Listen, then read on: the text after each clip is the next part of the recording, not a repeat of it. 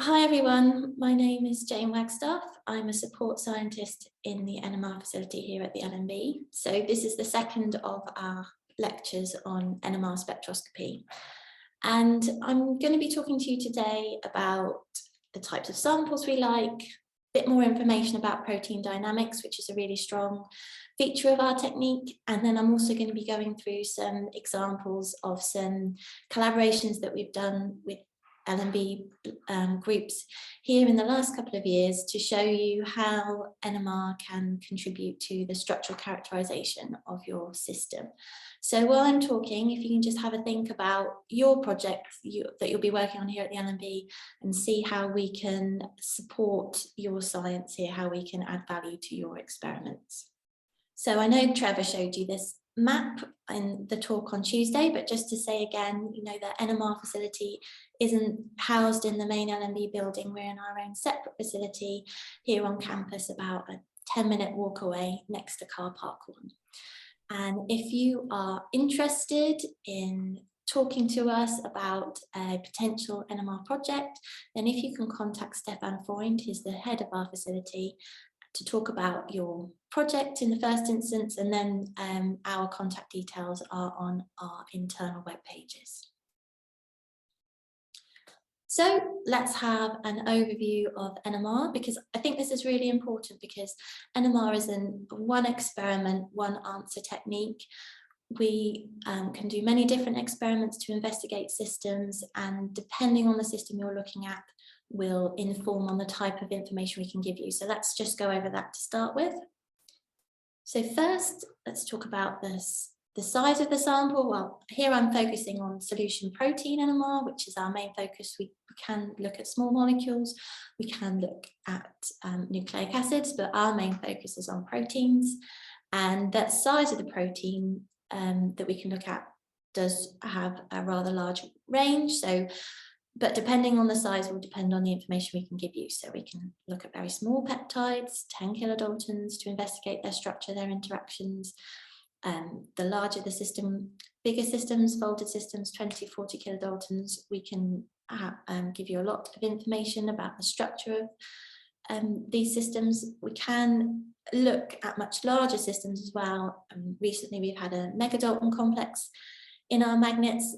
The information you can get there is more limited but more specific, so there is a range of systems that we can look at, and I'll be talking about that large system in a bit more detail later on.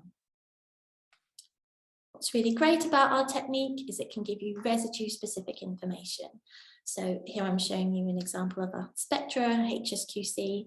So we get one peak in this 15N HSQC for each backbone amide for each residue of the protein. Obviously you don't get one for proline, and then we can encode information within that peak that tells us about the secondary, tells us about what's going on in that residue at that specific level.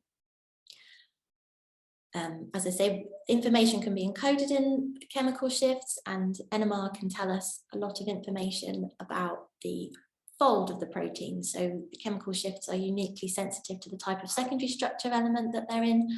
We wouldn't necessarily suggest to you that we would do a formal solution structure, but with a very few simple experiments, we can characterize the secondary structure elements in the fold of your protein. Using NMR to study protein-protein interactions and protein-small molecule interactions is also very interesting and very powerful use of this technique. And we can really access interactions that have quite a wide range of KD. So very tight interactions, weak interactions, they will tell us, we can access those interactions by NMR. NMR is uniquely sensitive to the motion that's happening within your protein sample, within your sample. So we don't just see a static snapshot of the structure as you would do in, say, crystallography. If you had, say, a protein folding event happening that happened on the seconds and minutes time scale, we would be able to visualize that within our spectra. There might be micro to millisecond timescale interdomain motions, active site gating. Again, that would be borne out in our data, and even fast picosecond timescale of side chain motions. All of this is seen within the time frame of our NMR experiments. And NMR is a really complementary technique. We really feel it sits on the interface between structural characterization by crystallography and cryo-EM and other biophysical techniques. So we can really help understand the dynamic properties, the binding properties of your system and inform on the structural characterization. So it really is a really complementary integrated structural biology technique. So just to go over the talk today, I'll be talking to you about the types of samples that we like. Then I'll have some slides covering the protein dynamics. And then I will go through 2 examples of collaborative projects we've had with labs within the LMB in recent years to show how NMR can support those research projects, how they can inform on the characterizations of their studies. So we'll start with samples. So as I said at the beginning, if you had a small peptide, say a 10 kilodalton peptide, we wouldn't necessarily ask you to isotopically enrich it in the first instance. We could look at chemically synthesized peptides. We could calculate the 3D structure, look at its dynamic properties. The experiments are relatively simple. The bigger your system gets, so towards 20, 40 kilodaltons, we would ask you to isotopically enrich that protein, so express it recombinantly using 15N labeling and 13C labeling. The larger systems even deuterating the system, so replacing the protons with deuterons. We would be able to assign the protein, look at its 3-dimensional fold, look at its dynamics, look at interactions and functional studies.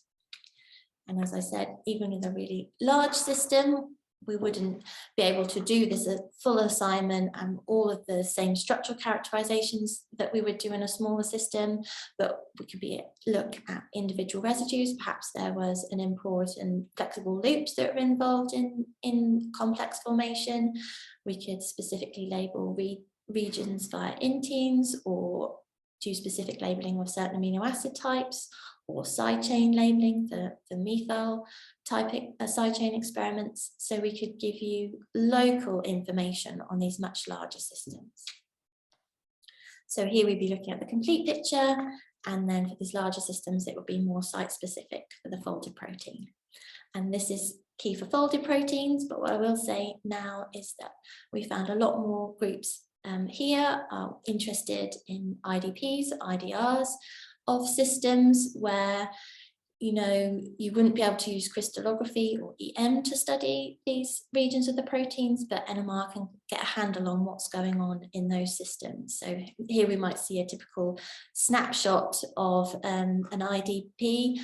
You can see that it might have small regions of secondary structure, and we can really characterize that with our NMR experiments, but we can also look at how that protein moves in solution, and then you end up with more of an ensemble of how that protein really is behaving in your sample. The molecular weights of IDPs, well, they can be up to around 40 kilodaltons, and the type of experiments that we would use might start off similar to we would for our protein experiments, folded proteins, but we can also use other more specific experiments such as carbon detect, which are used for assigning these IDPs.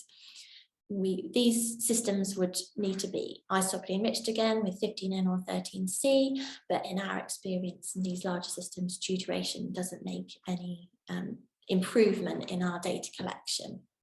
So it's something worth bearing in mind if you have an IDP or an IDR that you're studying. Just want to think about what your sample gives us when we first put it in the spectrum and we're thinking about the protein fingerprint. So here's our proton nitrogen correlation plot, an example of a HSQC, and as I said, you get one cross peak for every backbone NH, so you won't get one for a proton. And just by looking at the peaks, we can tell a lot about what's happening in our system. So if you get a nice distribution in this proton dimension, that would tell us that your system is folded. If you didn't have much distribution in this proton dimension, then you're probably looking at an IDP. And then encoded within the line shape of the peaks tells us about what's happening dynamically in the system. So very flexible termini might have very sharp resolved peaks, but loops that are moving in a slower motion might be broadened. So it's really useful to just look at that spectrum, and that initial spectrum can really tell us a lot about what's happening in your system. Then how do we translate that information from your primary sequence into your spectrum? Well, as I said, here's the 2D HSQC. You get one cross peak for every NH. Then we typically start with 6 triple resonance backbone experiments, which are 3D. So you have the same proton and nitrogen shift, but then you incorporate a 13C shift, the carbon dimension, which gives us cross peaks. Now these would either be a HNCO, a HNCA, or a HNCOCA, and that correlates our NH peak of one residue with its preceding carbonyl carbon, C alpha or C beta. Then our next 3 experiments would be the HNCACO, the HNCA and the HNCACB, and these give you 2 lots of carbon peaks. They would give you, for example, the ON and the preceding carbonyl, the ON and preceding carbon alpha, and the ON and preceding carbon beta shifts. And so once you've collected these experiments and assigned all of your peaks, you can then link together the 3 shifts that you have for your own spin system, your own residue, with the 3 shifts that you have preceding, and then you can link your peaks together into chains. Now, what's really helpful is certain amino acid types have specific qualities in terms of their chemical shifts in carbon. So, for example, glycine doesn't have a C beta. Alanine has a very specific C beta shift, as does serine and threonine. So we can take together these linked together with our linked together frequencies and our unique chemical shift information for amino acid types, and then take our 2D and then be able to assign the peak positions to the primary sequence. So think about how we would like the samples from you guys. So as I said before, the samples typically recombinantly expressed. You would do that in minimal media. You can order that from the kitchen here at the LMB. You would then supplement it with 15N ammonium chloride as its sole nitrogen source, and then 13C labeled glucose as its sole carbon source. That carbon could be, that glucose could also be deuterated, and you could make the minimal media in D2O instead of water, and then you would be replacing all of your protons with deuterons, and that would deuterate your sample, and that would be important for the larger samples. In terms of the concentration, we would ideally like 550 microliters of protein at 100 to 500 micromolar in aqueous buffer. We can have smaller concentrations, we can have lower volumes, but that would be our initial ask from you. It would be in a mid-range pH, but that would depend on the PI, and I really recommend spending some time at the beginning of the project looking at a few different buffer conditions to optimize that sample data collection from the beginning. And then finally, we add 5% by volume of a deuterated solvent, usually D2O, and that just helps our experiments work. So let's talk about dynamics, which I think is a really interesting and really powerful use of our technique. And I know Trevor showed you this slide on Tuesday, so I won't spend too long covering it, but just to say, think about what's happening in your sample. You might have protein folding or interdomain motion. These things are happening in your sample on what we call the slow time scale, so they're millisecond to second type motions, and there are a number of different experiments that we can use to probe that motion. We say it's slow, that's slow relative to this term tau c. That's the amount of time it takes your protein to move through one radian, to tumble through one radian. And then we have fast motion, This is in picosecond timescale. It's usually side chain motion, that kind of thing. And as again, we have a number of different experiments that can probe that timescale of motion. Now, I know again Trevor spoke about this on Tuesday, but what's important about this slide, what's the take-home message? So as Trevor said, we apply our RF pulse to our sample, you end up in an excited state, and then there's this relaxation back to equilibrium. This gives us our signal, and encoded in the signal within the line shape tells us about the relaxation and how that's happening within the sample. And why is that important? It's important because the relaxation is related to the molecular motion that's happening. So whatever's happening in your sample can be read out in the line shape of our data by relaxation.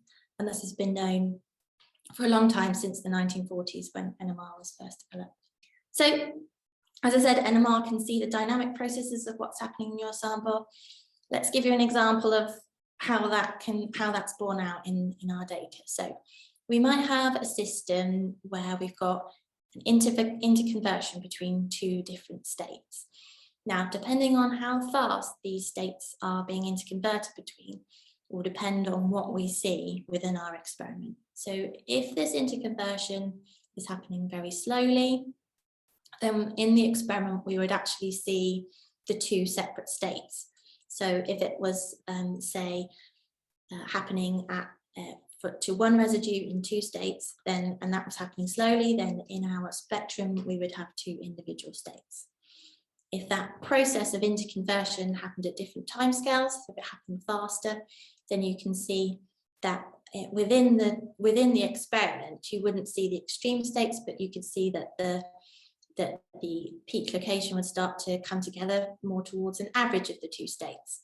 And then as this speed of interconversion was increased, then you would, at this time, you would reach coalescence of the signals. So you would basically see nothing, the peak would be line broadened, and that happens quite often when we're looking at binding studies. But then if that interconversion was faster or faster still, then you would just see an average of those two states in one sharp peak. Don't worry about the maths, but it's just something to bear in mind when we're interpreting our NMR data, that these events, when this happens, this is what happens to our data. So one of the simplest dynamic experiments we can use is called the heteronuclear NOE. And I say it's simplest because it really only is influenced by motion that happens on one frequency, on one timescale, and that's on the picosecond timescale. And I'm showing you an example how we would show the data. This is a protein that has a structured C terminus and an unstructured N terminus, and the peak information, the heteronuclear NOE information, is plotted against primary sequence. So here we can see that in the structured C terminus, our heteroNOE value is positive and around 6.7.8, and that's what we'd expect for a structured region. But in the unstructured C terminus, the values in negative are much lower. And that says that there's much more motion on the picosecond timescale. But what's interesting is, even within our disordered part of the protein, there's a region of higher value of heteroNOE, which shows that even though this is disordered, there is some level of rigidity, and we do know that this part of the protein is involved in some downstream interactions. The two other most typically collected relaxation experiments are the T1 longitudinal relaxation and T2 transverse relaxation. Not to say too much about these again, except to say these relaxation events are influenced by motion that happens on more than one frequency, and that's what this is showing you here. And the T1 is very heavily influenced by the overall shape of your protein. So if you had an isotropic system, or comparing to, say, a coil-coil, the T1 data would look very different, and that would reflect there. And as Trevor said on Tuesday, the T2 relaxation is really governed by the overall size of your system. think this is a really nice plot that we have to show the T2 against T1 data here. It's a really nice way of visualizing the data, and I'm showing you here data for ubiquitin, and on the plot we also have these lines that are developed via this Lipari-Szabo model-free analysis. So the red lines tell us an order parameter of rigidity, basically. So if your peak was around 1, then it would be fully rigid, and then the lower the order parameter, the faster, the more motion you'd have in that residue. And then these blue lines are telling us about the tumbling time at our tau C in nanoseconds. So we can see for the bulk of ubiquitin, all the residues are in a similar position on the plot.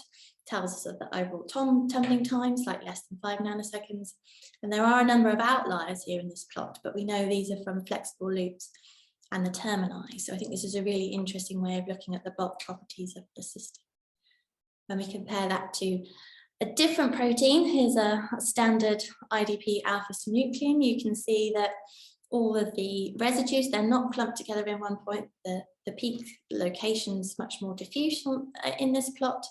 You don't really have outliers, so this is really showing you the real difference in the dynamic qualities between a rigid, almost spherical protein like ubiquitin and our disordered IDP.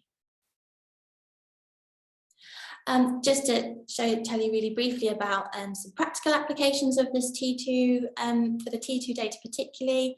This was work that we did with Chris Dowles from the university wing in the MODIS group here in the LMB, and he was really interested in this protein taser, which he wanted to crystallize. It's a PARP type protein, but it wouldn't crystallize, so he expressed it recombinantly with 13C and 15N labeling, collected the T2 data.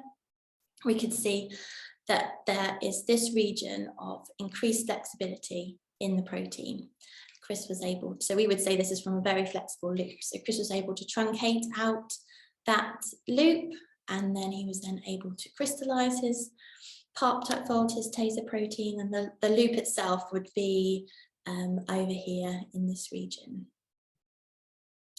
So let me talk to you about some worked examples, some work that we've done with groups here in the LMB, and this is a ubiquitin project that we did with the Commander Lab while it was still here at the LMB. It was very fruitful collaboration.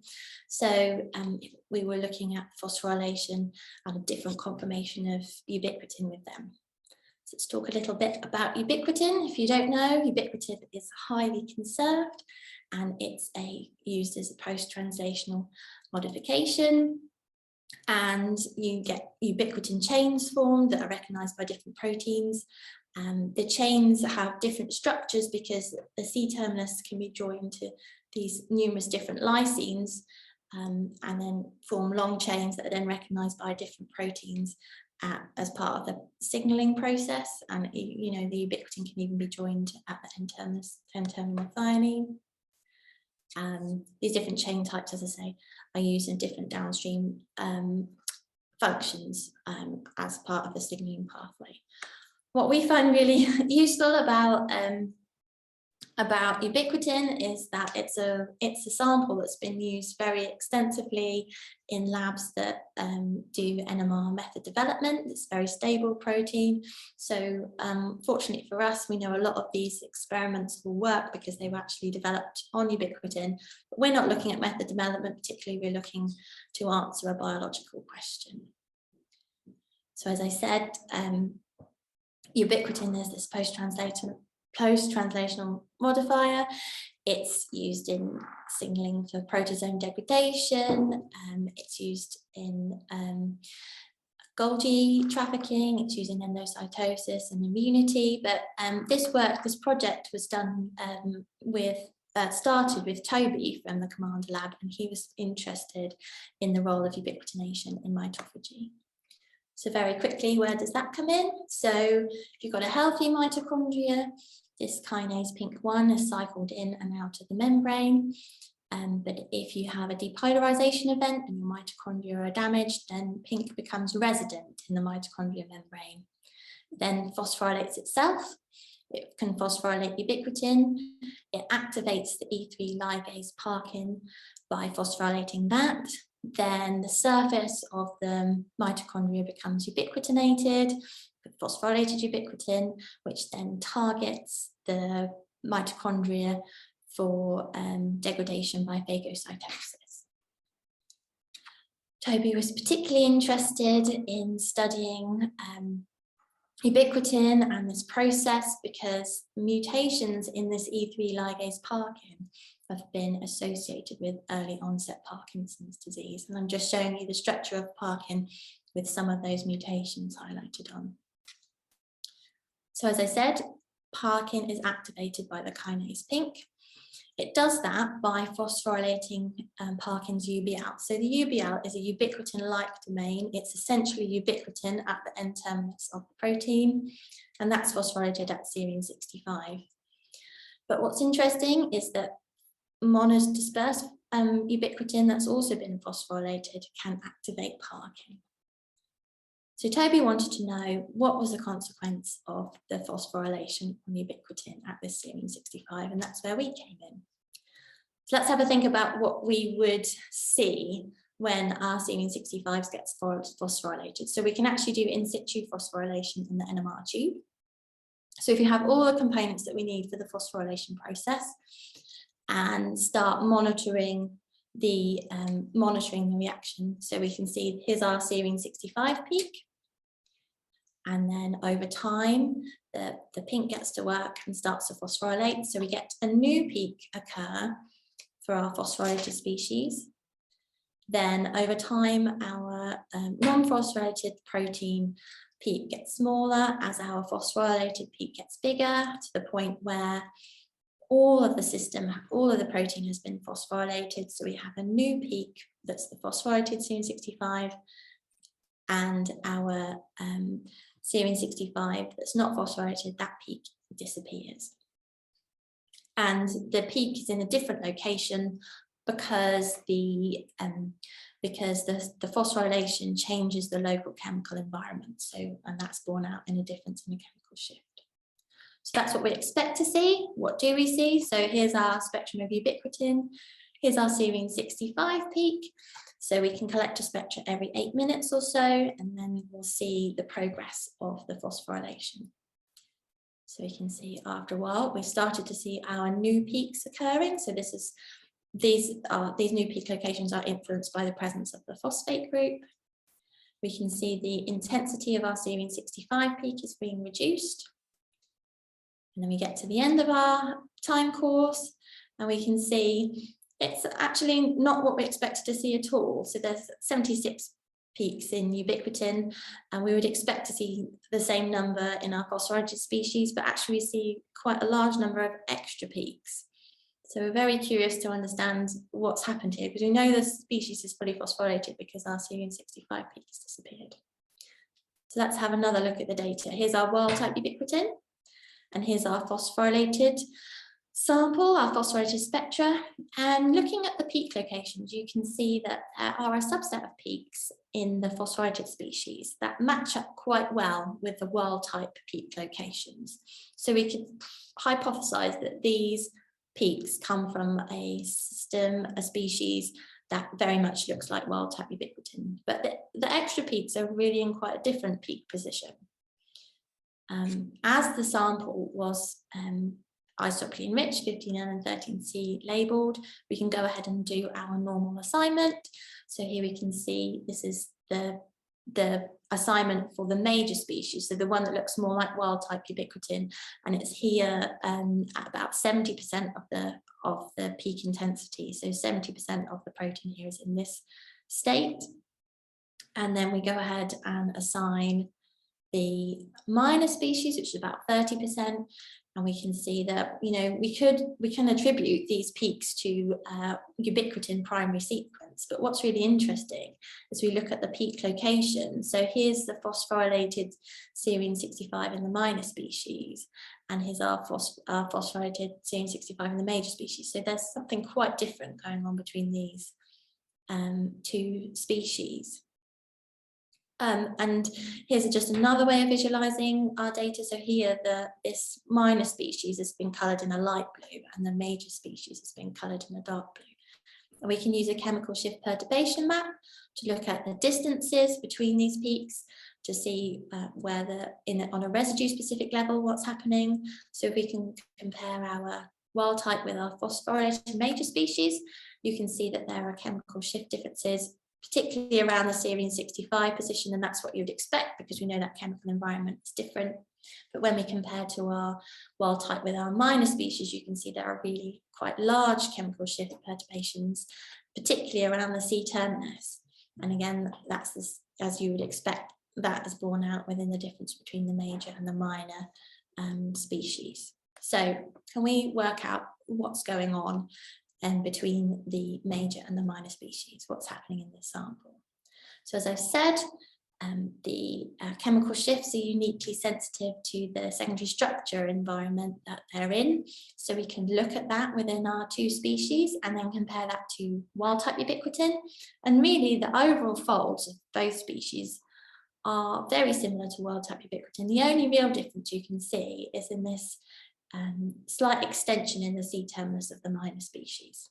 Toby wanted to structurally characterize this, so he took his phosphorylated ubiquitin and crystallized it, and that's what I'm showing you here. So the structures look very similar except for the patch of negative charge that we get from the phosphate group, but really there's no evidence here, there's no information to understand where these peaks, where this minor species is coming from. So went back to NMR and to structurally characterize this minor species. Little bit of extra information that we had in terms of our dynamic experiments are that looking at this heteronuclear NOE, and we can see, again, both these species are very stable. They've got a heteronomy value of around 0.7, 0.8, as you would expect for a well-folded system. Again, the differences we're seeing here are in the C terminus, where in the minor species, that C terminus is a little bit more stable than the wild type-like structure. So what do we think is going on? We've got two different species, two different conformations. Because there wasn't any evidence of this minor species in the crystal structure, we wondered whether these two different species were interconverting between each other. And then therefore in the crystallization process, the major species was selected for. And we can actually check that again with using another NMR experiment, and this one's called a ZZ exchange experiment. And it's just a typical HSQC. The difference is there's a time delay built into it that allows magnetization to build up between your two different states if they are exchanging. And if they are, then you get an extra cross peak, and that's what we see here. So indeed, these species are interconverting between each other. And if we change this build-up time, we can then fit the data and then give an exchange rate. So we know that this interconversion happens about twice a second. So we know that there isn't this interconversion between these two different conformers.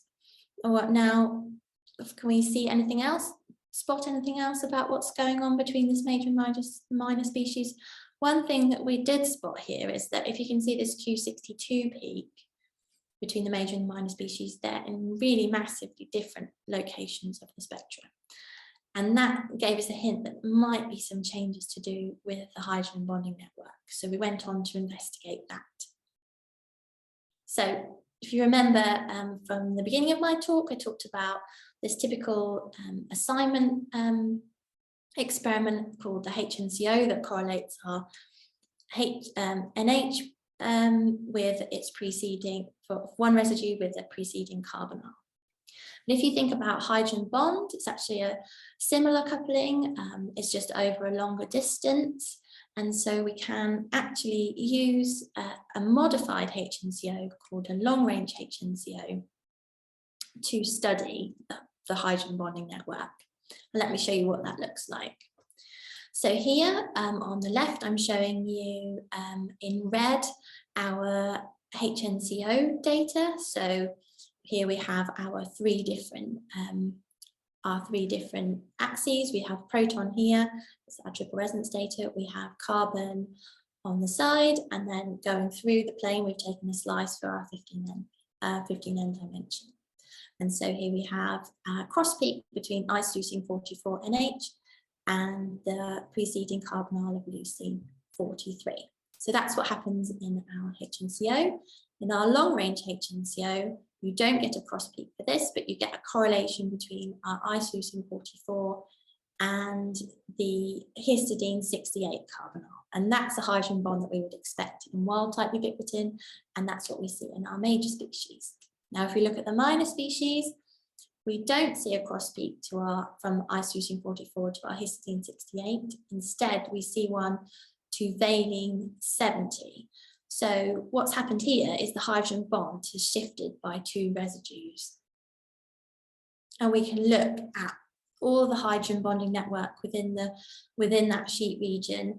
As I said, ubiquitin's been used to develop many experiments, and so we know what wild type ubiquitin should look like in these experiments, and I'm showing that on the left here.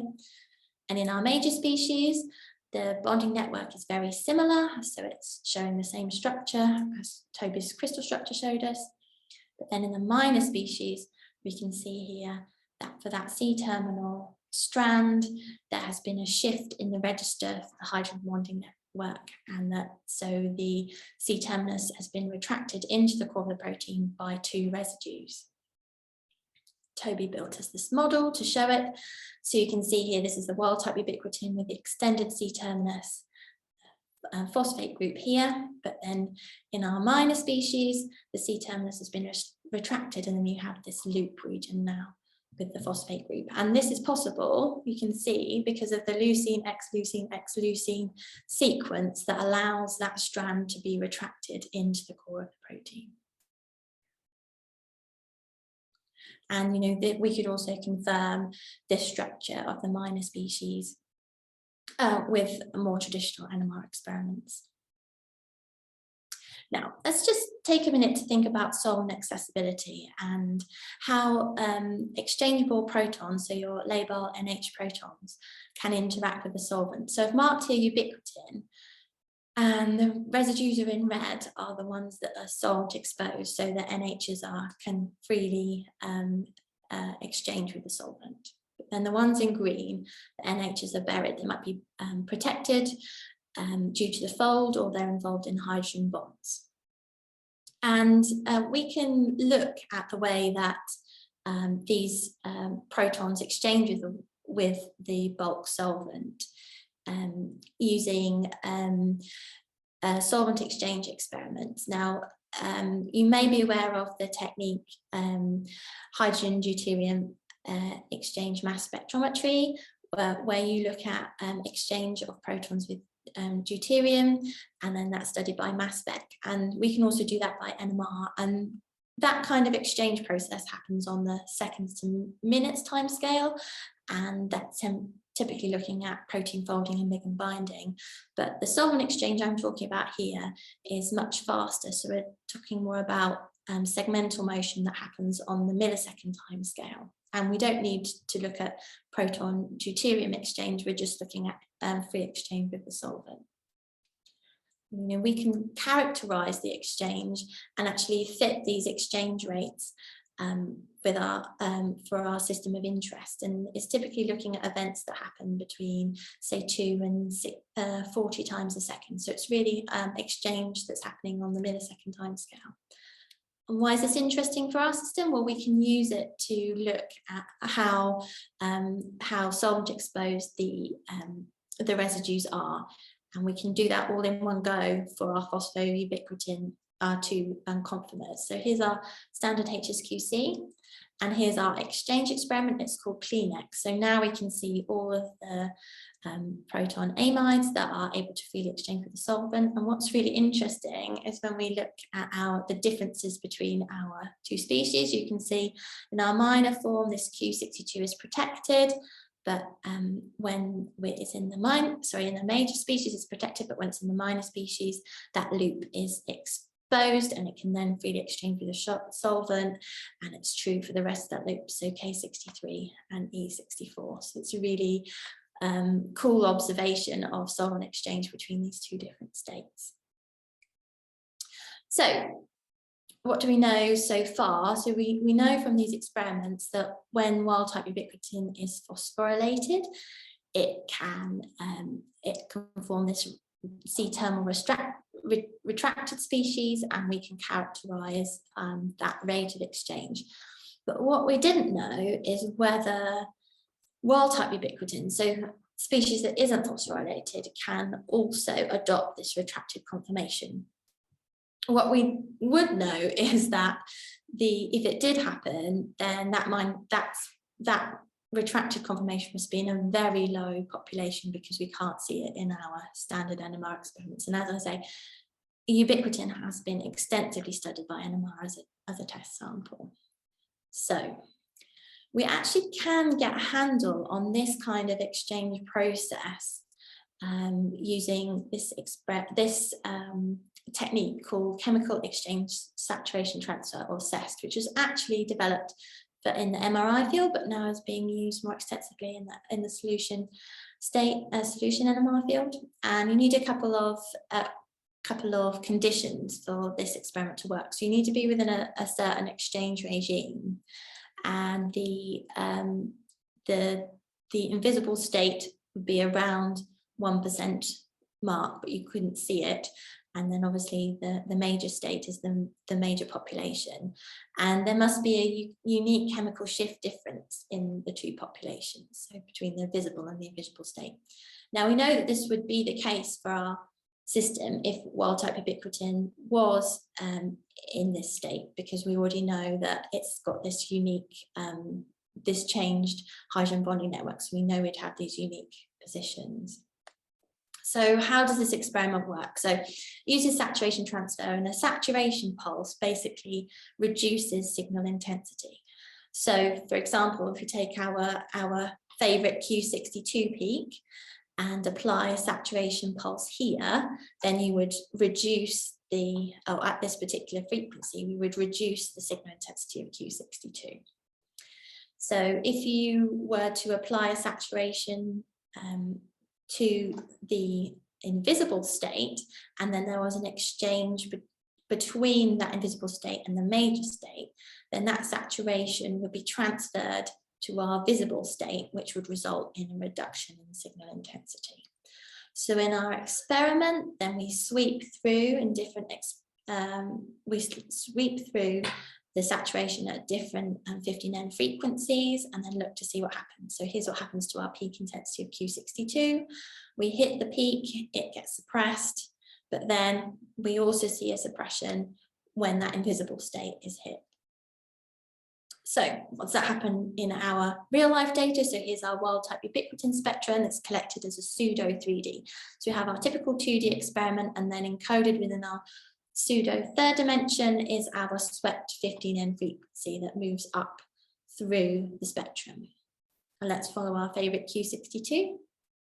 And here we can see you sweep through the 15N frequency with our saturation pulse, and we can see a dip for our main peak. And then we do indeed see a second peak for our invisible state. That's not normally how you'd look at the data. You'd normally plot it as reciprocal, so a reduction in signal intensity. We can fit this data, and we can see that this exchange is happening about 0.7% of the population, and exchange is happening 62 times a second. Now, as I said, ubiquitin's been studied a lot before, but why was this not spotted before?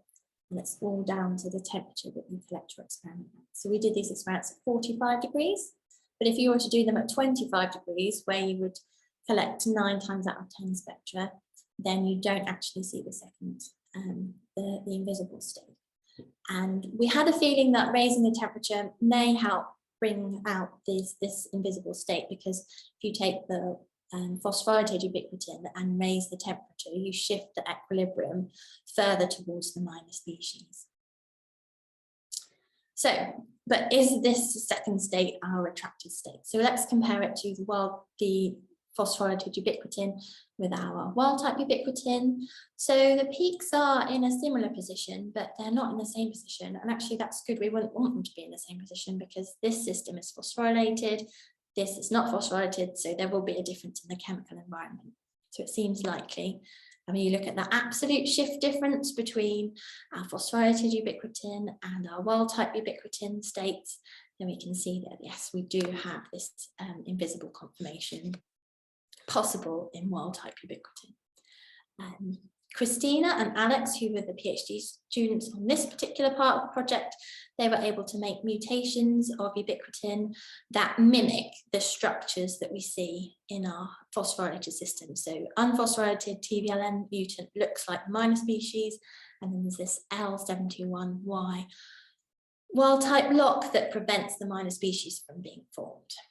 And then you can look at phosphorylation time courses like we did at the beginning of the project, and compare them to wild-type ubiquitin. So this TVLN minor mutant is phosphorylated much faster than wild-type ubiquitin, and the major lock that can't form this retracted structure is phosphorylated much slower. So indeed, this does suggest that the conformation, this retracted conformation is important for phosphorylation. And Alex took that one step further by taking that retracted mutant with a nanobody and co-crystallizing that with pink to show how the retracted C-terminus and that extended loop is required for ubiquitin to reach the active site of pink for efficient phosphorylation. So just to summarize, we're able to show how you can do in situ phosphorylation. You can look at the exchange between two forms, two structural forms, and characterize them. This wasn't observed by crystallography, and we were able to look at an invisible conformation and quantify that, and also show that this retracted conformation was important for phosphorylation. So hopefully in the last 10 minutes or so, I want to talk to you about a recently published piece of work that we've done with a postdoc in Roger Williams' group, Maren Heimhout, and that's looking at the regulation of MTOR by Deptor. So just a little bit of background on MTOR. So MTOR in mammalian cells is really important for sensing and adapting to its environment. It's sensitive to oxygen levels, nutrients, and growth factors.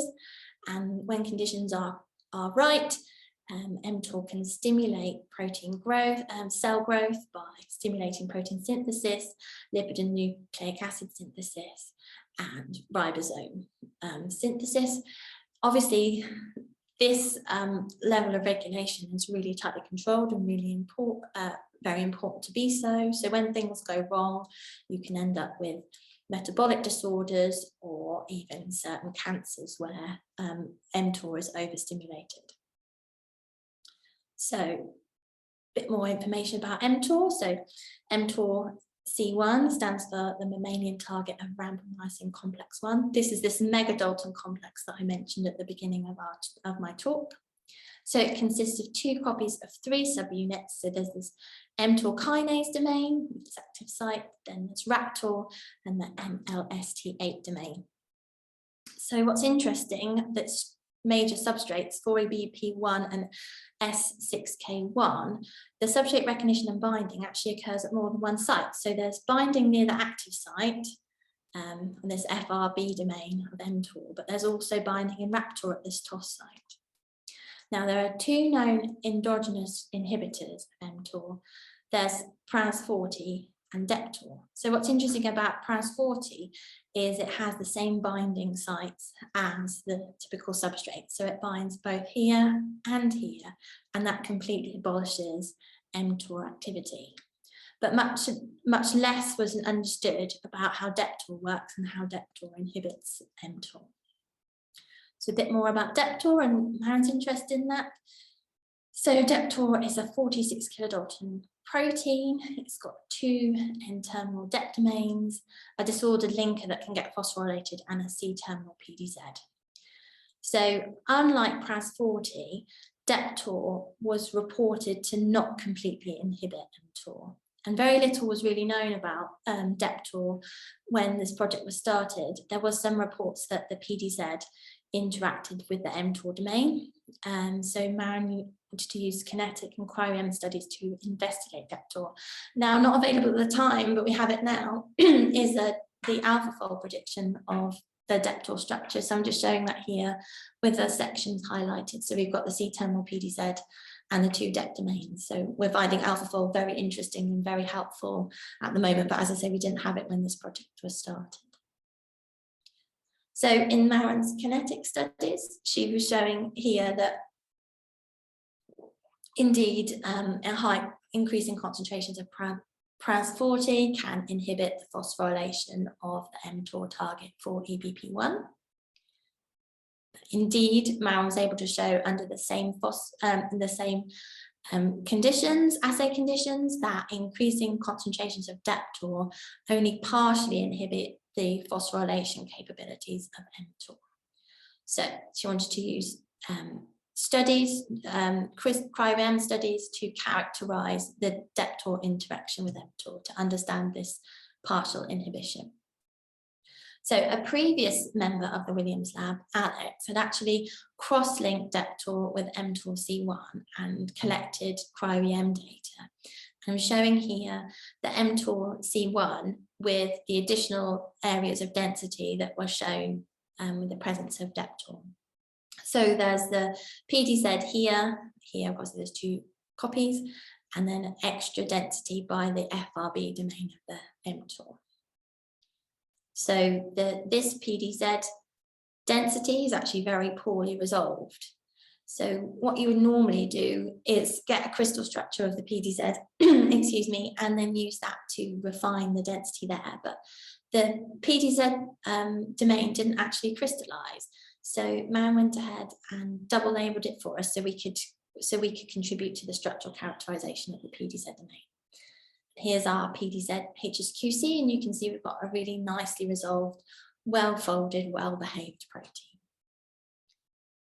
We can then take our assignment and look at our chemical shifts and compare those shifts to the amino acids, what those shifts would be like in an amino acid in a random coil conformation. And there we can extract the secondary structure element information with a program such as Talos. So we can identify which elements, which residues are in which secondary structure element. Now, instead of doing a formal solution structure at this point, we decided to build a model using our chemical shift information with Rosetta.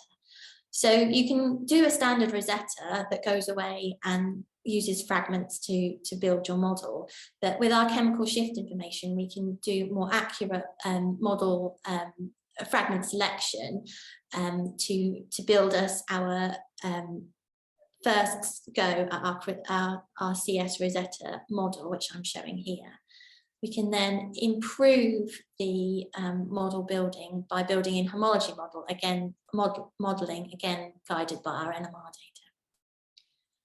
And then finally, we can make our structure that bit better with just using a really limited number of NOE restraints. So we're not talking about a full thousands of NOEs, we're just talking about 10 or 15 or so NOEs, just to improve the reliability of the model even further. And it was this model that was then used for the refinement of the EM data. And this process happened really quite quickly. Normally a formal solution structure would be months and months of work, but this was really only a few weeks of work to get the data and build the model, which is, again, it's good because it's data driven. And I've already mentioned we could actually use our technique to look at Deptor binding to mTOR in this massive megadalton complex. And we could do this by exploiting the fact that Deptor actually binds relatively weakly to mTOR.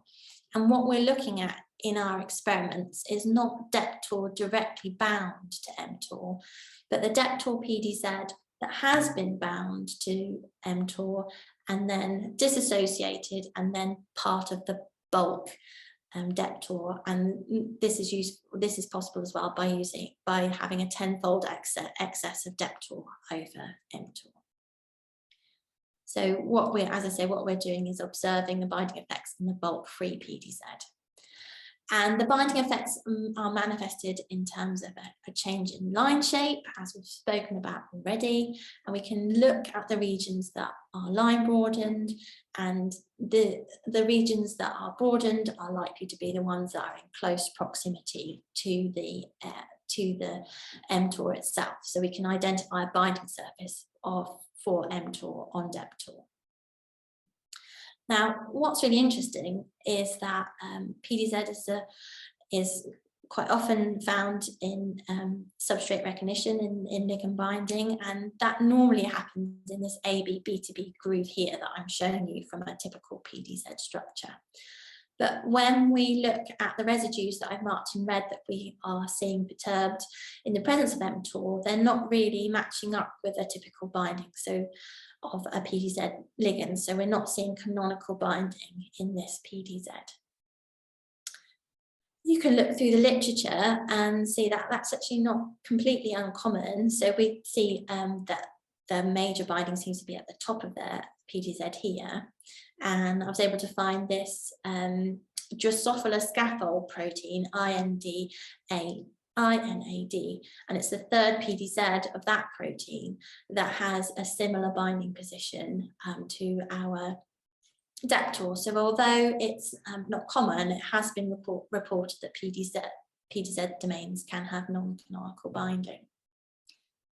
Well, let's look at our data in the presence of the EM data now. So we can see that very nicely we've got our perturbations here at the top of this of the PDZ that match quite nicely when the protein is docked into this fat domain of the MTOR subunit, and this was the position that was reported to be for PDZ binding in previous papers. Now, there have been a number of papers published recently where NMR data has been used in the refinement of EM data. Some of it's from solid state NMR, but we thought this was a really nice opportunity to get this work implemented here at the LMB. So we worked with the RefMac5 developer Gary Mershadov and his postdoc Keritaro to get that and our NMR data integrated into the refinement. So our PDZ molecule, I'm just going to go over how that was done here. So our PDZ molecule was manually placed in the density. Then using our chemical shift information, the backbone dihedral angles were extracted and then used as pairs of angles, and then this data was converted into the right format for input, the refinement input, and they were used as single target harmonic flat top interval restraints, and that's consistent with the way we would normally look at NMR data. And those were used as external torsion angles for real space refinement in both COOT and RefMac. And the power of using this in COOT and RefMac is that the NMR data is used at the model building stage, so it has a greater influence and it's more valuable. And Maron was also looked at this constitutively active MTOR mutant that was also cross-linked with Deptor, and that the PDZ density was much better resolved in that structure, and the PDZ was in the same position, so that's really validated our placement technique. So just very quickly, I just want to talk about this second part of the second region of density that was spotted in the cross-linked structure. It's next to the FRB domain, next to the active site of the MTOR subunit. And that was likely to come from this disordered linker region. So we could look at BioNMR at the linker plus PDZ construct, and I'm just showing here a comparison of the spectra of the Deptor and then linker PDZ. You can see that we've got extra peaks here that are all in one similar proton distribution, and they're from the disordered linker. And we can compare the peak locations of our PDZ, free PDZ with the linker PDZ, and make a chemical shift perturbation map. And what we noticed is there seem to be discrete locations on the PDZ that are affected by the presence of the ligand. And when we map those residues onto our PDZ model, you can see that there's a continuous surface along the bottom of the spectrum, the structure here as I'm showing it, next to where the N-terminus of the PDZ is. And this suggests that the linker is actually interacting with the PDZ. With the alpha-fold structure, we can actually see that that's showing a very similar interaction. That's predicted a very similar interaction, which is really nice to see. Our dynamics analysis of PDZ actually did show us that that first strand of PDZ looks a bit more flexible compared to the bulk of the protein. And indeed, when you stabilize PDZ by having the linker present, you actually improve the melting temperature by 10 degrees. So this really tells us that that linker is important for stability, and would probably explain why it didn't crystallize in the first place. And what's also nice about the PDZ interaction with the linker is it tells us about the directionality of that linker on the surface of the MTOR. So here's our PDZ and the parts that are interacting with the linker. So if we model this, this is where the linker would go in relation to the PDZ.